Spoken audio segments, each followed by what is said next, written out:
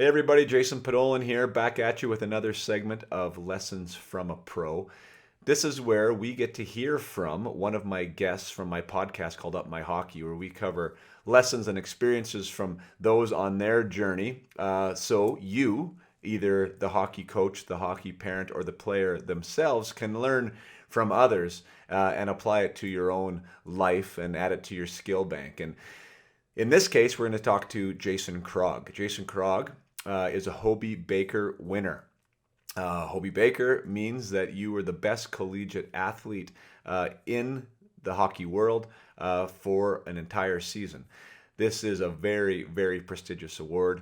It earned Jason a very lucrative contract as a free agent coming out of the University of New Hampshire. Jason ended up going to a Stanley Cup final with the Anaheim Ducks. He was up and down scoring champion in the IHL, and had a very, very successful pro career. However, we do talk in this segment about something I speak with my clients about and with my teams about, and that is the subject of gratitude versus resistance, and how we have a choice in the moment to choose one or the other. So now let's listen to Jason Krog tell us about a story in his pro career where he was at probably the pinnacle of his execution abilities, where he felt in the moment, in control, and really maximizing on all the gifts that he has as a hockey player. He was leading the Chicago Wolves in scoring in the IHL. He was actually leading the entire league in scoring by a country mile in the IHL, and was playing under the Atlanta Thrasher organization. And he gets called up to the Thrashers during this, epic season that he's having. And he speaks about this moment in time. And let's listen about the difference between resistance and gratitude.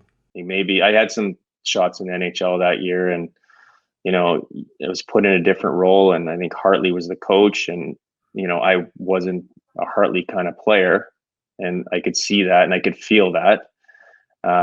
And maybe I should have changed my game when I got up there, but stubborn, whatever else. I'd be on the half wall or whatever, playing power play down in the minors, and I go up there, and you're playing whatever, a third, fourth line role, and then playing in front of the net on the power play. And I should have taken the opportunity and ran with it. Instead, I'm like, why am I standing in front of the net here? I don't even know how to, you know what I mean? But it's like, you like put your guard up instead of just being like, I should be grateful that I'm getting an opportunity here. Yeah. And just like take the cross checks and stand in front, and hopefully one goes off you. Right. So here's a classic example there from Jason about resistance versus gratitude, which he recognizes himself, after the experience has been over. And that's the beauty of what I work with athletes on now, is that so they can prepare for those moments in time, so they're available to make a choice. Oftentimes we get caught up in the moment. And when we're in the moment of it all and it's happening to us, we become very reactionary. And we go with our status quo for a response. Our nervous system tells us to do this, so we do it. And Jason felt resistance. Why am I in front of the net? Why am I taking the cross checks in the back? I don't even know where I'm supposed to stand exactly. He has all these thoughts running through his head, which are not serving him. They are not helping him get the results that he wants when he's on the ice. Instead, as he said, been grateful. Hey, I am actually on the power play. They brought me up. I'm going to stand here. I'm going to do the best I can. I'm going to take my licks. Hopefully one goes off me. Maybe I'll get my stick on a puck. I'm going to be first to the corner. I'm going to win all the one-on-one puck battles. There are ways to be grateful in that scenario that are going to empower him and are going to empower you as an athlete, instead of standing in front of the net being resistant to being there in the first place.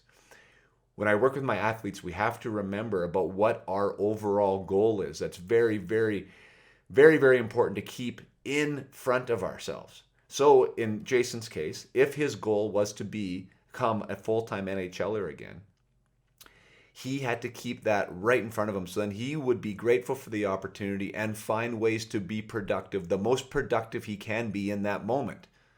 Being resistant to where you are or the opportunity that you have in whatever capacity that is not going to help you align your actions and your potential with your goals and dreams. So choose gratitude. Gratitude is a much more empowering place to operate from with anything.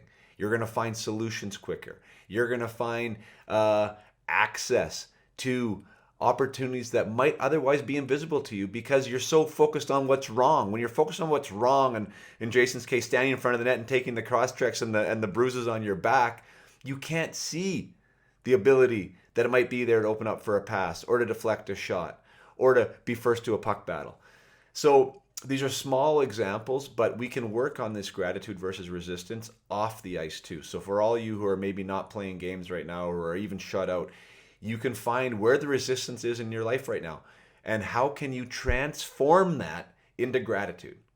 How can we find a way to be grateful about the situation that we're in? And when we constantly practice that, when we're in the moment, the heat of the moment of a pro career, an NHL career, a junior tryout, being benched in the fourth line, whatever that case may be, you're able to access gratitude easier, quicker, more effortlessly, which is going to allow you to keep in line with that goal and dream that you have, whatever that may be.